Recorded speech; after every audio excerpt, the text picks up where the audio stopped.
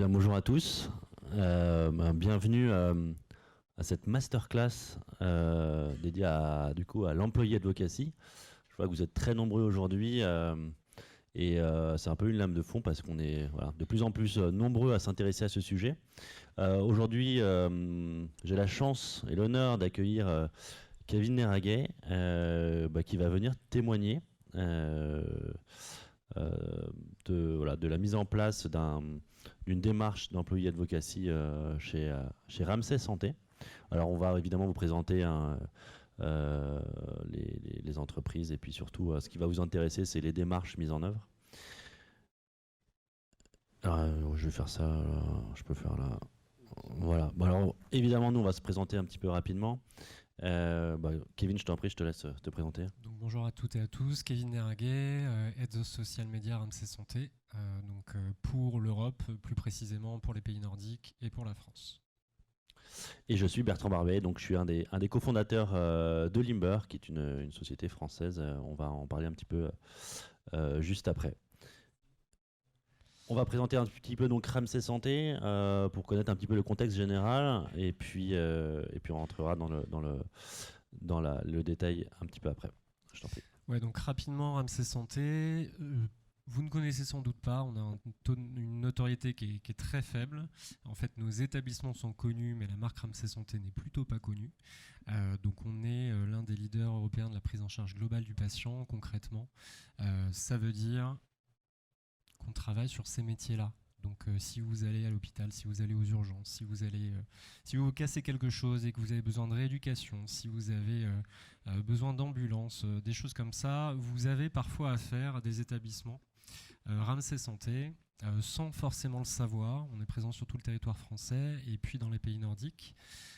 Et donc, en fait, la plupart de nos collaborateurs sont dans les hôpitaux, dans les cliniques. Au siège social, on est 200-300 personnes.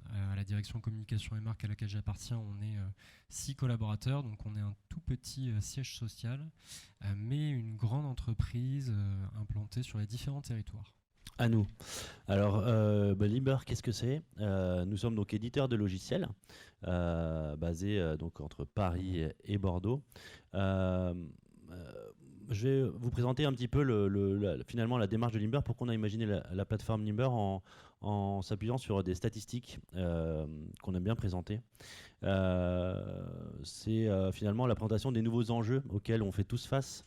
Le premier, c'est que 78% des internautes font davantage confiance à une information venant d'un père que d'une marque. D'où l'intérêt de mobiliser toutes les parties prenantes de votre entreprise. C'est ce qu'a fait justement notamment Ramsay, et Kevin vous le présentera tout à l'heure. 92% des marketeurs B2B utilisent le content marketing. Tout ça est lié à inbound marketing, content marketing, et évidemment employé advocacy. Finalement, s'il y a un point commun entre tout ça, c'est le contenu. Beaucoup de marketeurs utilisent le marketing B2B, le content marketing, mais 60% d'entre vous peinent à créer du contenu régulièrement. Au début, à l'avènement, on va dire, du content marketing, l'idée était de dire créer un maximum de contenu, il faut être visible, remonter dans les pages de recherche Google, et pour ça, il faut faire quasiment des articles de blog tous les jours, des guides, livres blancs, etc. Et on se rend compte que finalement, c'est hyper compliqué de dire des choses très intelligentes tout le temps, tous les jours. Et finalement, la démarche un petit peu qui change un peu, c'est de se dire on va créer peut-être moins de contenu, mais du contenu peut-être plus qualitatif et qui va créer plus d'engagement. Et on va voir qu'avec la plateforme Limber, l'idée c'est justement de valoriser ce contenu-là, de vous aider à mieux l'exploiter, et on verra avec Ramsay. 75% des acheteurs B2B utilisent les réseaux sociaux comme aide à l'achat. Bon, c'est une surprise pour personne. Je pense que on est tous au courant de cette statistique-là. Et puis il y a une dernière stat dont on parle un peu moins. Vous êtes certains d'entre vous font partie des équipes marketing et communication de votre entreprise. 40% de perte de productivité qui est liée à la multiplication des outils, notamment marketing. Donc il y a beaucoup d'outils très verticaux qui existent, qu'on est obligé additionner les uns avec les autres pour faire finalement tout un cycle, toute une démarche marketing, notamment sur le digital. Et nous, on va le voir, notre idée avec notre plateforme, c'est finalement de dire on va réussir à prendre le contenu dès qu'il est créé, finalement dès qu'il existe, et ensuite, avec toute la plateforme, on va être capable de le prendre en charge, de le déployer, de l'amplifier et surtout de mesurer sa performance. C'est ce qui est très important. Donc finalement, pour répondre à tous ces enjeux-là, on a, vous connaissez, 3 stratégies qui existent. Donc le content marketing, j'en parlais tout à l'heure, vous transformez vous transformez finalement en média, créez votre propre média. Et puis ensuite, il y a les démarches qui permettent de mobiliser finalement toutes les parties prenantes de l'entreprise, que ce soit les collaborateurs au sens large, pour décupler la visibilité organique de l'entreprise et finalement un peu bypasser les algorithmes des plateformes sur vos pages sociales d'entreprise. J'imagine que vous avez constaté une baisse de reach, de portée lorsque vous faites des posts non sponsorisés. C'est pour ça que les plateformes vous demandent de payer des publicités pour toucher une communauté que vous avez déjà acquise finalement. Et donc du coup, mobiliser les individus que compose l'entreprise pour le faire. Et puis finalement, cette démarche, elle permet aussi d'avoir un levier business, notamment et permet de mettre en œuvre des démarches de social selling. Je crois qu'il y a eu des ateliers sur ce sujet ce matin, pour finalement arriver à identifier les opportunités commerciales. Alors quand on parle de social selling pour les commerciaux, mais de plus en plus la démarche fonctionne aussi pour notamment le recrutement. Donc les équipes RH nous utilisent notamment Limber pour aller digitaliser finalement les démarches de cooptation et permettre aux collaborateurs d'aider au recrutement des futurs candidats. Et donc finalement dans notre plateforme, comment ça se matérialise, et puis après on passera vraiment à ce qui nous intéresse tous, le use case, le cas client Ramsay. La plateforme Limber, comme je vous le disais, elle permet vraiment de prendre en charge le contenu dès qu'il a été créé. On a une première brique qui vous permet de centraliser donc l'ensemble de votre contenu en temps réel, c'est-à-dire qu'on va indexer comme un moteur de recherche toutes vos sources de contenu, vos blogs, vos pages YouTube, vos pages presse, votre site web. Mais on va permettre également vous permettre de centraliser du contenu externe, donc tous les contenus qui sont susceptibles de vous intéresser, notamment pour faire de la veille, faire de la curation. Vous allez pouvoir connecter des médias, Le Monde, Le Figaro, La Tribune, etc. Ou même des outils comme les Google Alerts, comme des outils comme les alertes Talkwalker ou Mention. Je ne sais pas si ce sont des outils qui vous parlent, mais l'idée c'est finalement d'avoir un hub de contenu qui va vous permettre d'avoir en un seul endroit tous les contenus qui vous sont importants. Et ensuite, on va le voir, donc on va dérouler différentes briques avec d'une part la possibilité d'organiser tous ces contenus-là en fonction de mots-clés, en fonction de thématiques et en fonction de type de contenu. Et ensuite, on va d'une part, la plateforme va vous aider à valoriser ce contenu dans le temps sur d'une part les comptes corporate de l'entreprise. L'idée, c'est de pas se dire tiens, on a investi dans un contenu, on fait juste on le partage sur Twitter, Facebook, LinkedIn, on s'arrête là. L'idée, c'est plutôt de dire non, on va essayer de le valoriser dans le temps. Et c'est ce que va vous permettre de faire la plateforme en vous permettant de faire des scénarios de publication en disant voilà, cet article-là, je veux le valoriser sur 2 semaines, sur 6 mois, sur 1 an. Et vous allez pouvoir créer des systèmes de scénarios qui seront visibles dans des calendriers éditoriaux, donc pour vous permettre de savoir à chaque fois où vous en êtes et qui partage quoi sur quelle plateforme.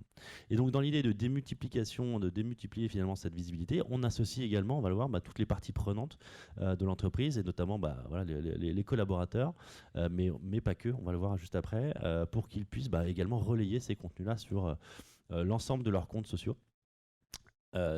La brique évidemment conversion qui vous permet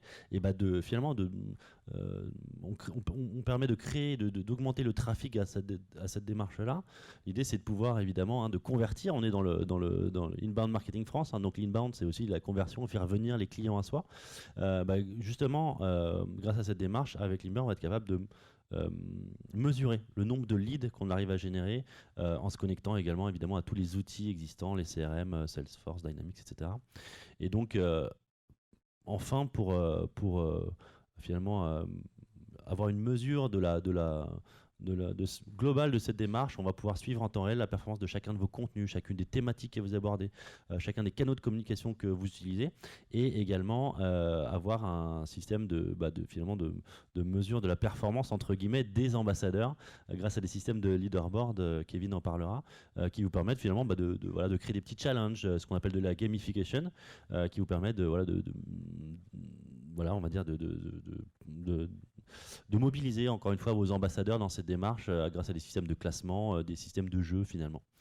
Voilà. Et donc pour finir avec nous, vous voyez ici un exemple de déploiement de notre plateforme Limber où finalement, comme je le disais, vous allez pouvoir centraliser tout ce qui est contenu de marque, contenu de veille directement dans la plateforme, diffuser de façon scénarisée ces contenu sur l'ensemble de vos comptes corporate, et puis vous allez pouvoir par la suite donc mobiliser toutes vos parties prenantes. Ça peut être évidemment les personnes en interne, les dirigeants, les collaborateurs, mais pourquoi pas aussi vos partenaires, pourquoi pas des influenceurs externes pour qu'ils puissent également relayer vos contenus sur leurs différents comptes sociaux.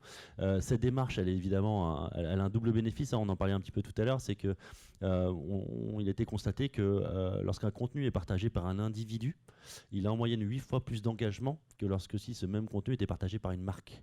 Voilà, d'où l'intérêt de mobiliser encore une fois les individus, vraiment les êtres humains que compose votre entreprise. Et puis une deuxième stat qui est finalement mécanique, hein, c'est le fait de décupler finalement l'audience, évidemment. Hein, si on additionne tous les contacts Facebook, LinkedIn, Twitter, Instagram de l'ensemble de vos collaborateurs, il y a fort à parier qu'on va toucher une audience qui est beaucoup plus large que celle qui vous suit sur vos pages entreprises. Voilà, j'en ai fini. Finalement, on va voir maintenant avec Kevin comment toute cette démarche a été mise en œuvre dans un contexte qui est celui de la santé, donc avec Ramsay. Ouais, donc comme je vous le disais tout à l'heure, Ramsay Santé, donc c'est une nouvelle marque, puisqu'avant ça s'appelait Ramsay Général de Santé. On a racheté un groupe qui s'appelle Capio, on s'appelle maintenant Ramsay Santé. Que ce soit avant ou maintenant, les gens de toute façon n'ont pas tellement connaissance de cette marque aujourd'hui. Elle est intégrée petit à petit à une stratégie de communication à la fois corporate et à la fois liée aux établissements qui sont présents sur le territoire. Cette stratégie, elle a plusieurs objectifs, notamment la première, c'est de créer cette image de marque pour que finalement, quand vous vous rendez dans un établissement Ramsay Santé, vous vous attendiez à certaines habitudes de prise en charge, de communication, d'information du patient et de l'accompagnant, comme vous choisiriez une chaîne d'hôtel ou ce genre de choses. Toute proportion gardée évidemment. La défense aussi à la fois de notre réputation et puis la notoriété de nos établissements qui passe par les collaborateurs, qui passe par les praticiens, qui passe par les innovations médicales, qui passe par des relations aussi avec le terrain. Et tout ça se fait via la première des choses, la création de contenu, qui est quand même le nerf de la guerre au début.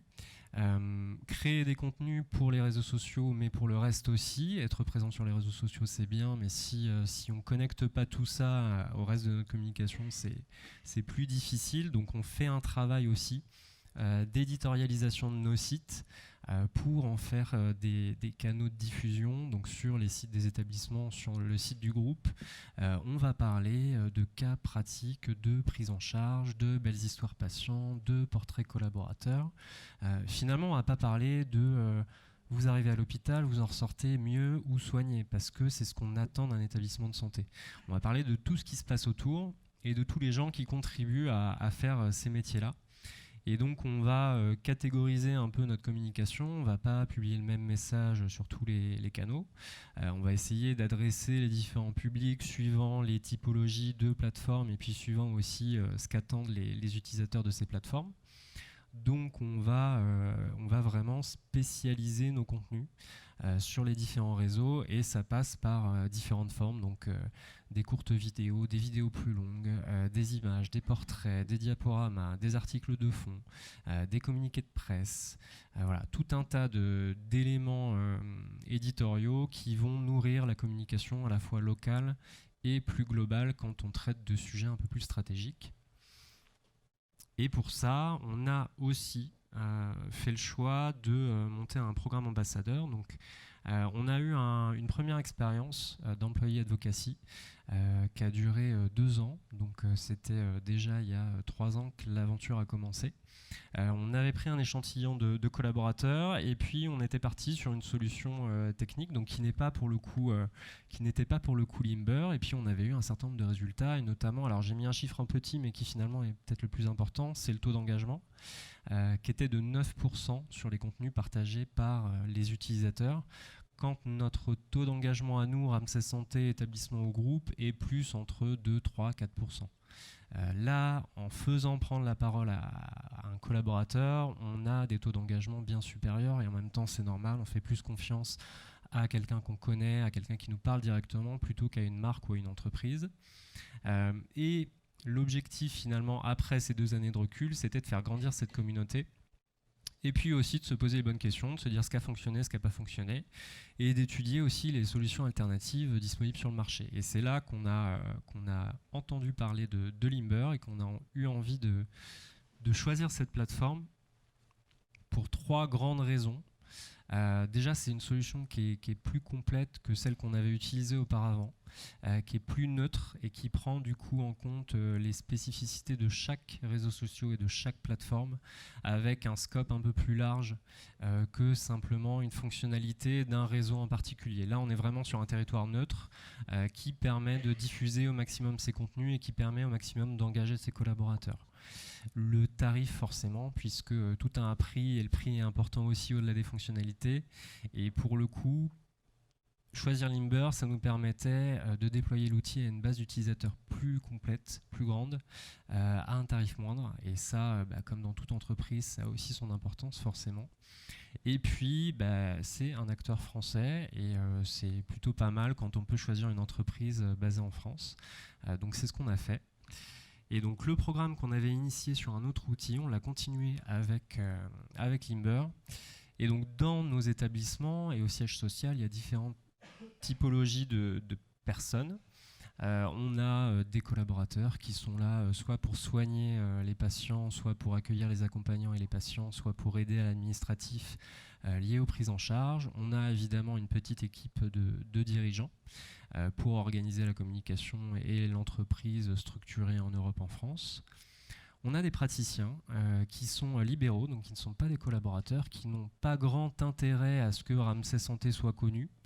Finalement, eux, ils travaillent pour leur business et pour leur compte, et ils exercent dans tel ou tel établissement, et voilà, ils sont là en soins, ils sont là pour faire un métier compliqué, un métier précis, et parfois certains praticiens ont aussi une appétence à la communication et à transmettre leur savoir.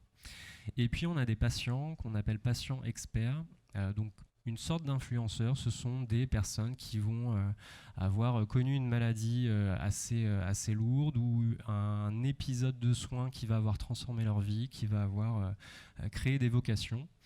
Et donc ces personnes-là, on essaye aussi de les intégrer, que ce soit dans la création de contenu ou dans la diffusion de nos contenus. Et donc Limber, ça fait un peu plus de 6 mois qu'on l'utilise maintenant, qu'on a basculé sur la plateforme. Ce qu'on constate, et là encore c'est un chiffre que j'ai mis en petit mais finalement c'est le plus important, c'est qu'avec Limber on arrive à faire en sorte que nos utilisateurs partagent 3 fois plus de contenu qu'ils ne le faisaient avec la précédente solution.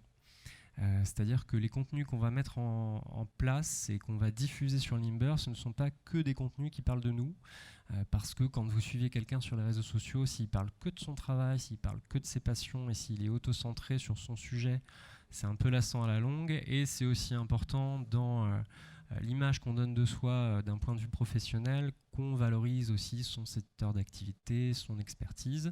Et tout ça, ça passe par des contenus de veille, effectivement, et pas que des choses qui concernent notre structure à nous et notre employeur à nous.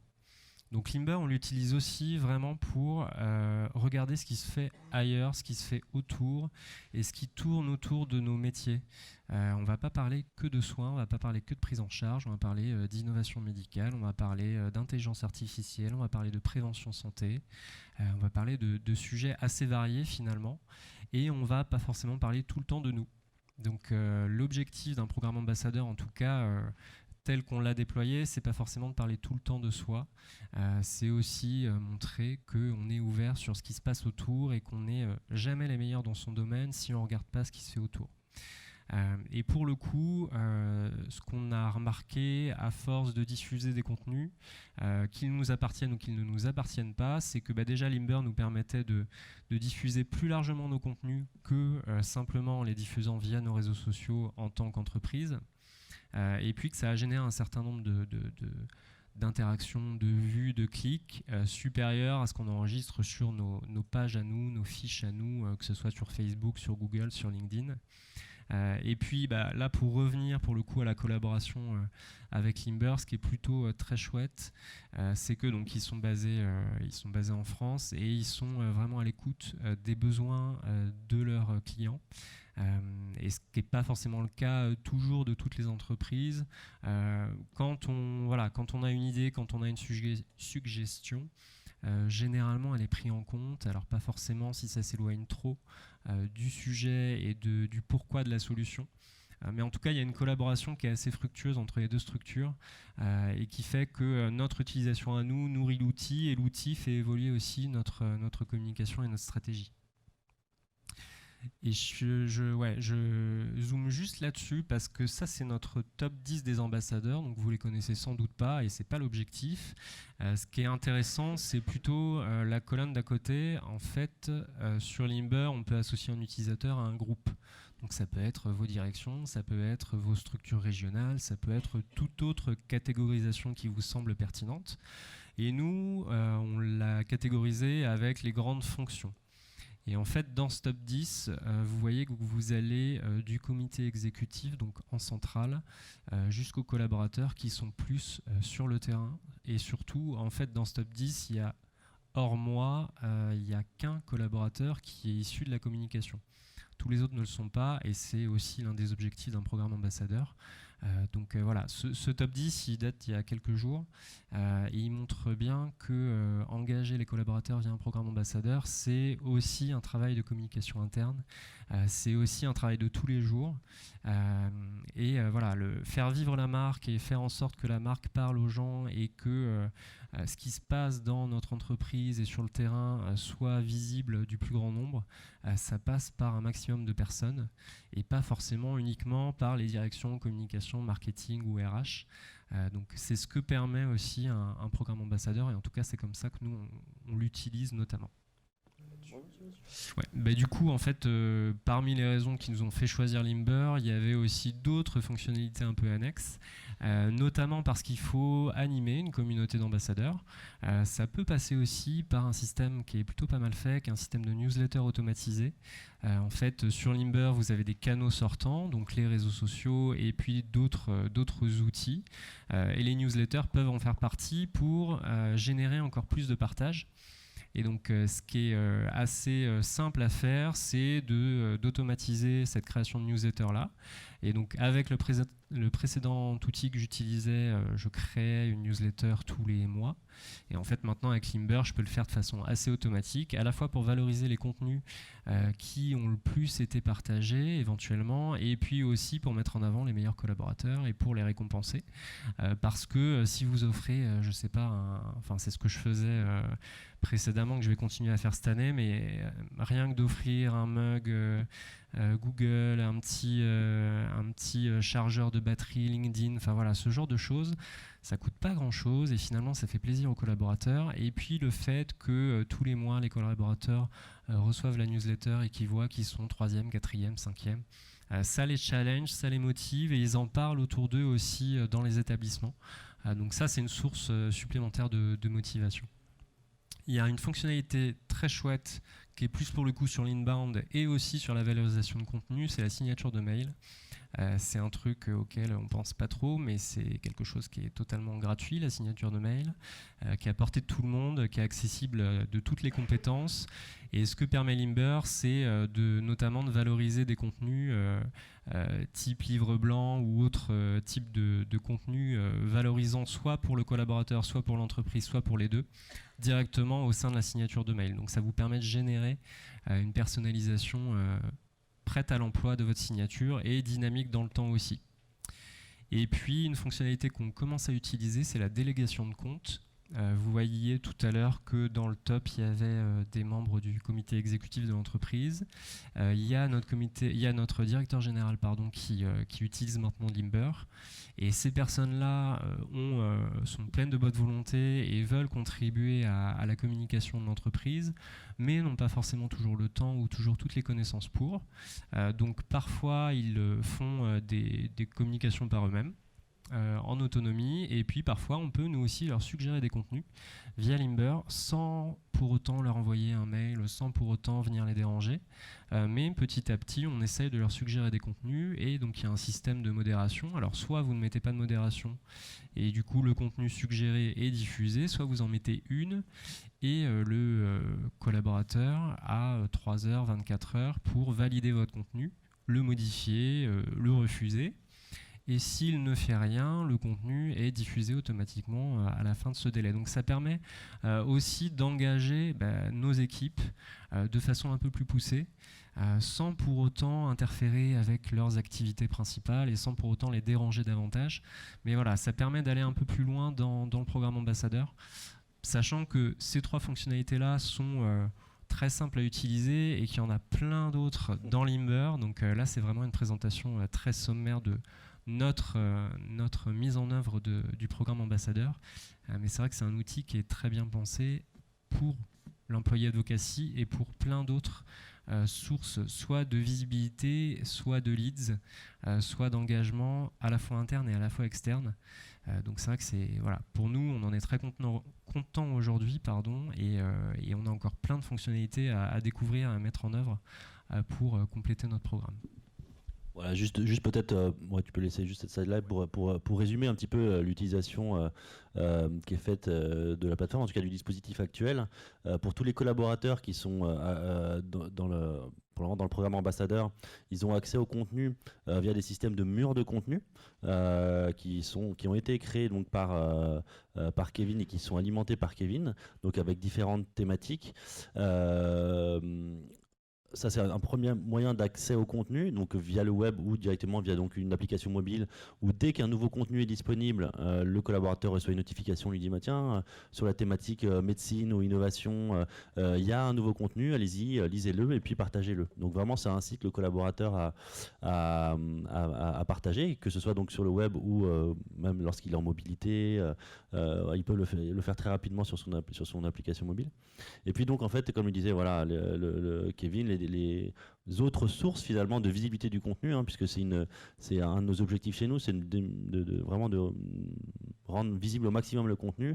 C'est donc les newsletters qu'on peut envoyer évidemment en interne ou en externe si besoin, les signatures email qui se mettent à jour de manière automatique, c'est-à-dire vous pouvez dire voilà, dès qu'on a un nouvel article de blog, automatiquement tous les collaborateurs en font la promotion dès qu'ils en envoient un email. Donc voilà, c'est quasiment automatique et ça permet de valoriser encore une fois votre contenu. Et puis on a donc la délégation des comptes, tu en parlais très bien, notamment pour tout ce qui est le comité exécutif. C'est finalement un outil un petit peu pour, on va dire, pour les VIP de l'entreprise, les top managers en général, où voilà, c'est des gens qui se doivent de prendre la parole au nom de l'entreprise sur les réseaux sociaux. Soit ils savent pas vraiment le faire, voilà, c'est pas forcément les personnes les plus, on va dire, digitalisées, ou soit ils n'ont pas du tout le temps de le faire, ce qu'on peut comprendre. Là, l'idée, c'est que finalement, cette démarche, elle est déléguée à une équipe marketing, une équipe communication, qui va rédiger le poste finalement pour ce top manager, on va dire, et la personne reçoit directement sur son mobile ou par email une notification en disant voici le poste qu'on vous suggère sur Twitter, Facebook ou LinkedIn, peu importe. Il est programmé pour tel jour, telle heure. Est-ce que vous validez le poste? Est-ce que vous voulez le modifier, le personnaliser un peu plus, ou est-ce que vous le refusez? Voilà. Et tout ça donc est visible ensuite. Kevin a vraiment un super calendrier qui permet de savoir qui prend la parole à quel moment, et évidemment d'avoir toutes les stacks qui en découlent, le nombre de clics, l'engagement, pourquoi pas le nombre de leads également générés, puisque ça on le gère également avec la plateforme. Voilà, on s'était dit qu'on se laissait 10 minutes de questions-réponses. Est-ce que voilà, vous avez des questions? Merci. Bonjour. J'avais une question par rapport au nombre d'ambassadeurs. Sur votre première solution, vous en aviez 200 et sur la deuxième, donc 60. Est-ce que c'est un nombre qui a été choisi parce que l'outil ne permet pas d'avoir plus d'ambassadeurs. Enfin, je sais pas, c'est une des questions qui m'a interpellée. Alors pour le coup, ouais, j'ai mis en avant la base d'utilisateurs inscrits de l'ancien outil, donc qui était effectivement 200. Sur ces 200, il n'y en avait en fait pas 200 d'actifs, alors que là, pour Limber, j'ai vraiment mis les utilisateurs actifs. Donc on est pour l'instant à 60 en vrais utilisateurs actifs à date, sachant que notre cible, c'est 300 utilisateurs. Donc là, en fait, la mise en place des newsletters, typiquement, je la fais à la fois aux utilisateurs actifs, aux utilisateurs inactifs pour les inciter soit à télécharger l'appli, soit à leur faire partager les contenus valorisés dans la newsletter. Et puis j'envoie la newsletter aussi à une troisième cible que sont les utilisateurs invités mais pas encore inscrits. Donc effectivement, pour l'instant, on est sur une petite base, mais notre objectif, c'est d'être sur une base plus importante en activant des leviers supplémentaires qu'on n'a pas encore activés. C'est vrai que ça permet de faire connaître le programme en interne et puis de donner envie aussi. Généralement, quand un collaborateur ou un manager voit que l'un de ses collègues est devenu soudainement hyper actif et hyper qualifié sur LinkedIn, ça suscite des vocations en interne. Donc c'est vrai qu'il y a un enchaînement après assez naturel. Et puis du coup pour la solution, il n'y a pas de limitation en termes de volume. On a des clients qui ont plusieurs dizaines, plusieurs centaines de collaborateurs jusqu'à plusieurs milliers. Donc pas de souci. Bonjour. J'aimerais savoir comment vous avez recruté, entre guillemets, comment vous avez sélectionné vos ambassadeurs. Est-ce que c'était des personnes qui étaient acculturées au digital ou est-ce que vous avez fait des formations? Première question. Deuxièmement, est-ce que... Alors, j'ai l'impression que c'est... Pardon du terme, mais parfois ça fait homme ou femme sandwich qui fait juste un duplicata du contenu qui est validé par le responsable marketing, par exemple. Et derrière, est-ce que vous acceptez quand même que les collaborateurs créent leur propre contenu en partageant leur quotidien? Est-ce que vous avez la capacité au quotidien de regarder tout ce qui se passe avec le logiciel pour voir un peu si, évidemment, il y a des propos...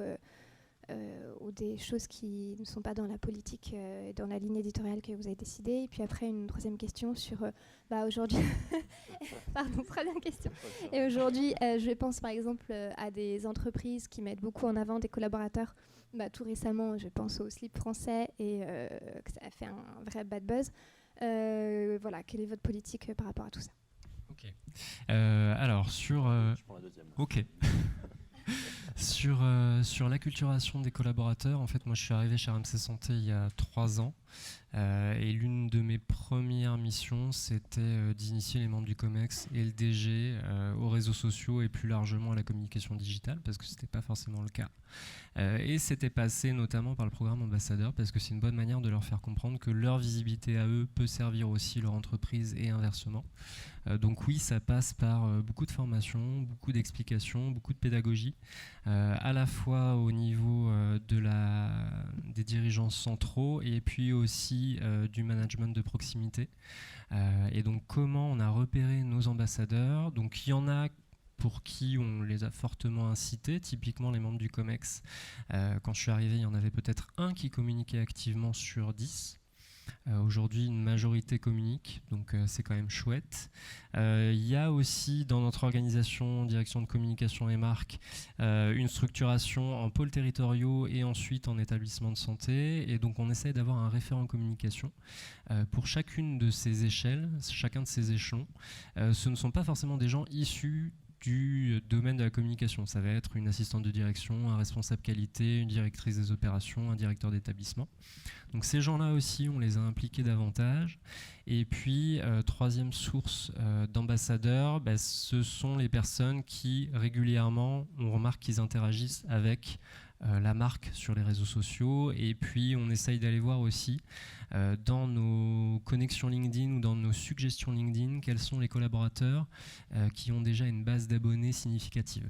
Puisque effectivement, avoir un ambassadeur qui a 3 abonnés sur LinkedIn et 2 sur Twitter, c'est top, c'est un bon début, mais c'est pas ça qui va changer la face du monde. Donc c'est vrai qu'il y a aussi ce sourcing-là qui est important en interne et qui peut aussi se faire en externe, effectivement, avec des partenaires, salariés ou non, ou des parties prenantes à l'entreprise. La deuxième question, c'était l'homme sandwich. Alors, juste pour revenir un tout petit peu sur l'exemple de dispositif, en fait, il y a un truc que j'ai pas mentionné, c'est que au niveau de la partie advocacy, vous voyez que les flèches sont dans les deux sens, et c'est hyper important pour nous, c'est-à-dire que les ambassadeurs sont aussi source de contenu pour l'équipe marketing, l'équipe communication. Donc eux, en l'occurrence dans leur établissement, dans leur veille quotidienne, s'ils repèrent un contenu intéressant, s'il se passe quelque chose d'intéressant dans leurs établissements, en un clic, ils peuvent remonter ce contenu ils peuvent le partager évidemment déjà sur leur propre compte et remonter ce contenu auprès de l'équipe marketing communication du groupe pour que ça puisse être relayé par la marque et le mettre pourquoi pas à disposition des autres ambassadeurs. Le deuxième point, c'est que il y a nous justement, pourquoi on a imaginé aussi Limber, c'est pour éviter un peu l'effet perroquet, c'est-à-dire que tout le monde partage la même chose au même moment. Notre plateforme, j'en ai parlé très peu parce que voilà, on voulait plus appuyer sur l'exemple de Ramsay, mais l'idée c'est que on a un moteur sémantique dans la plateforme qui est capable d'analyser le contenu et de faire des suggestions de posts multiples pour un même contenu. C'est-à-dire que si par exemple il y a un premier ambassadeur qui va partager un article et un deuxième ambassadeur qui va repartager cet article aussi le même jour, la plateforme va être capable de faire des suggestions de posts différentes. Voilà. Et dernier point, c'est aussi par rapport au mur de contenu, c'est-à-dire que Kevin, avec sa communauté, met à disposition des contenus et pas des posts. Donc chaque collaborateur peut écrire son propre, sélectionner le contenu qui l'intéresse et surtout apporter sa propre valeur ajoutée en écrivant son propre message. Et bien sûr, tout ça est visible dans la partie, on va dire, administration de Kevin, qui peut, en tout cas, visualiser les messages qui partent et éventuellement, s'il y a je te laisse le dire, mais si il y a quelque chose qui ne va pas, il est capable d'intervenir. Ouais, pour le coup, sur la dernière partie de la question sur la liberté de parole et la prise de parole des collaborateurs, quand je suis arrivé, c'était une des premières questions qu'on m'a posées, c'est ok, on va communiquer sur les réseaux sociaux, mais ça va être n'importe quoi et ça va être la porte ouverte à n'importe quoi. Et en fait, j'ai mis 2 ans et demi à leur répondre que je ne ferais pas de charte d'utilisation des médias sociaux. Parce que pour moi, c'est pas un souci, les médias sociaux. Le vrai sujet, c'est ce que les collaborateurs font de leur communication digitale et de leur communication orale aussi. Quelle que soit cette plateforme, ça peut être le site, ça peut être un forum, ça peut être une appli, ça peut être Messenger, ça peut être les réseaux sociaux. Donc en fait, j'ai pas mis en place de charte, ni pour le programme ambassadeur, ni plus largement dans l'entreprise. Par contre, là, on est en train de finaliser avec les DRH, le juridique et la communication, un document de recommandations et quelque chose de bienveillant sur je souhaite éventuellement de temps en temps prendre la parole pour mon entreprise ou valoriser mon entreprise et quelles sont les bonnes pratiques et qu'est-ce qu'il faut que j'évite et qu'est-ce que je ne dois pas faire. Et on est parti plus là-dessus, sur quelque chose de pédagogique, où on leur explique un peu les risques, là où l'entreprise est présente, pourquoi elle est présente, quel rôle ils ont à jouer, comment ils peuvent le faire et qu'est-ce qu'on met à leur disposition. Et dans cette charte, il y a notamment, vous pouvez prendre la parole et si vous voulez aller plus loin, on a un programme ambassadeur, n'hésitez pas à tester l'outil pour participer à la communication. Mais en tout cas, aujourd'hui, donc ça fait 3 ans que j'y suis, les quelques rares incidents de communication liés à une prise de parole d'un collaborateur n'étaient pas via le programme ambassadeur et n'étaient pas via des collaborateurs influents sur les réseaux sociaux. Donc c'était généralement des collaborateurs au sein des établissements qui malencontreusement postaient, voulant bien faire et pensant bien faire, postaient quelque chose qui finalement desservait plus l'entreprise qu'autre chose. Mais pour l'instant, en tout cas, on n'a pas eu de dérapage. Sachez qu'on est ici évidemment toute l'après-midi, donc si vous avez des questions par rapport au cas d'utilisation de Kevin ou voir l'outil en live, que ce soit chez Ramsay ou avec avec d'autres clients, n'hésitez pas à nous demander. On est vraiment ici, on peut faire des démos sans problème. Et si vous voulez voir une autre démo en live, on a Jérémy, tu me corriges si je me trompe, un webinar le 6 février. Voilà, donc n'hésitez pas à 11h à vous inscrire sur limber.io et vous aurez accès et vous pourrez vous inscrire sur ce webinar. Voilà, on reste évidemment à votre disposition si vous avez la moindre question. Merci à tous. Merci beaucoup.